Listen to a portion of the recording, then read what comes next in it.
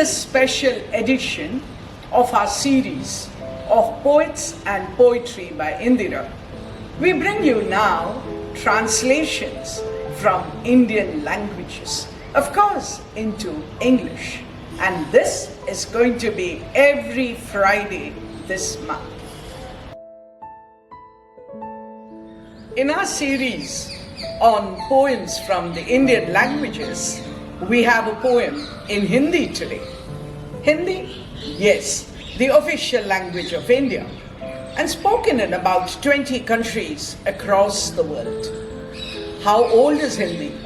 Well, the Hindi that we know is probably very different from the earlier Hindi, which from the 7th to the 10th century was Brij Bhasha.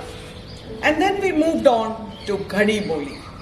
And from the 17th century, we have modern Hindi. But then we have to think of Hindi poets. Hindi poets, who do I think of? Do I begin with Tulsidas and go on till Gulzar? Think of Rahim and Kabir with his dohas? Do I think of Niharala or Mahadevi Varma or? Well, the list is endless, isn't it? The poem today is Pushp Ki Abhilasha, and the poet Makhanlal Chaturvedi. Interestingly, we always refer to him as Pandit Makhanlal Chaturvedi because he was given the title Pandit. 1889 to 1968, poet, writer, essayist, playwright, journalist, and much more. Closely associated with the freedom struggle, we see this as an underlying theme in many of his poems. He was considered a Chayabad poet and a part of the neo-romanticism in Hindi poetry. Recipient of the Sahitya Academy Award, he was also awarded the Padma Bhushan. He speaks against the social evils. Some of his well-known poems are Himatarangini, Sahitya Devta, and many more. Today, he is really honored by the annual Samaroh that is organized by the government of Madhya Pradesh. The poem Pushp Ki Abhilasha, a short poem, and Hindi, which I can read easily. So permit me to read the entire poem to you. चाह नहीं मैं सुरबाला के गहनों में गूंथा जाऊं, चाह नहीं प्रेमी माला में बिंद प्यारी को ललचाऊं, चाह नहीं सम्राटों के शव पर हे हरि डाला जाऊं, चाह नहीं देवों के सिर पर चढ़ूं, भाग्य पर इठलाऊं, मुझे तोड़ लेना वनमाली, उस पथ पे देना तुम फेंग, मातृभूमि पर शीश चढ़ाने जिस पथ जाए वीर अनेक. यही है पुष्प की अभिलाषा according to our poet. Well, the poem is in Hindi, and so I think I should be reading the translation too before I go on explaining the poem. It is the wish, the desire of a flower. Remember in school we used to write autobiography of a pen, of a book, of a leaf, of a what have you. Well, this is the flower which is speaking. The poet speaks, but it is as if the flower is speaking. And what does the flower say? I don't desire to adorn a fair maiden's ornaments. I don't desire to be the attractive gift to a beloved. I don't desire to be on the cups of great kings.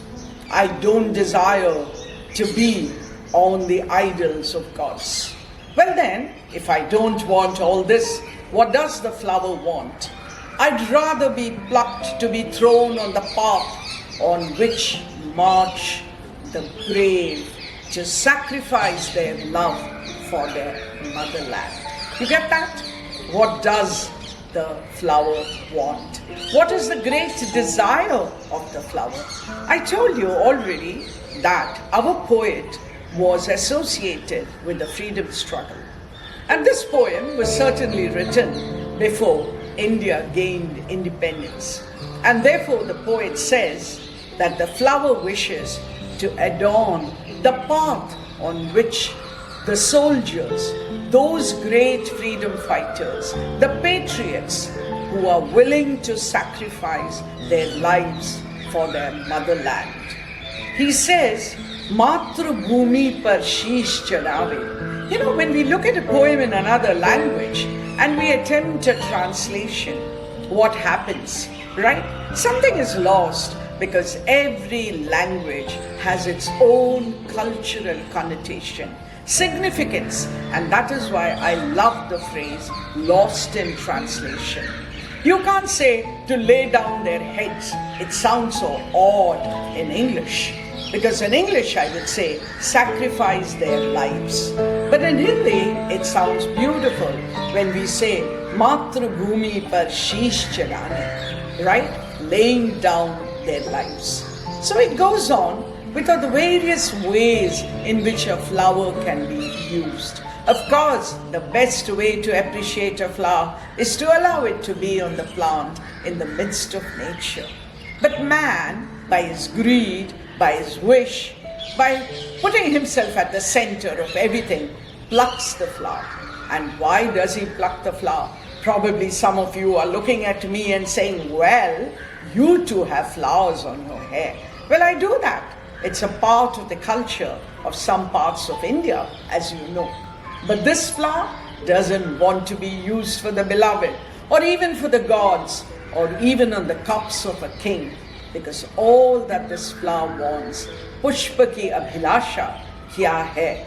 Us pat par dena tum फेंक, मातृ भूमि पर शीश चढ़ाने, जिस पथ पर जाए वीर अनेक. Hope someone is listening, the gardener is listening, human beings are listening, and the flower gets what it desires.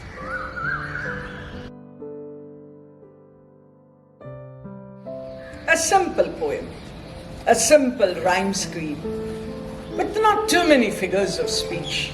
You know, I remember I probably read this poem when I was quite a kid, maybe primary school, but the poem has stayed with me.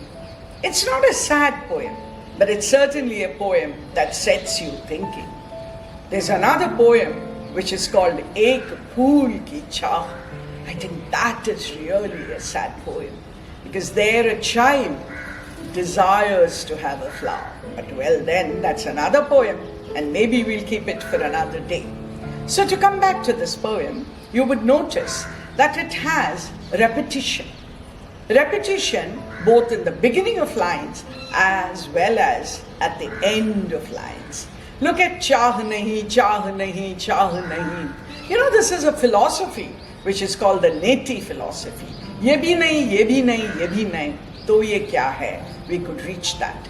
In the same way, the lines end with jaun, jaun, jaun. So that again is a kind of repetition. A simple poem. I'm not going to talk about figures of speech as I usually do, because this is a poem you can read, listen and appreciate on your own without getting into the technicalities of what makes a poem. That was a poem I chose because I sometimes think simple poems are the best. You read them, you appreciate them, and they stay with you forever. Well, pick up any poem, any language that you know. And well, if you don't know the language, we are compelled to read it in translation. And that's what we need to do if we want to appreciate the literatures of the world.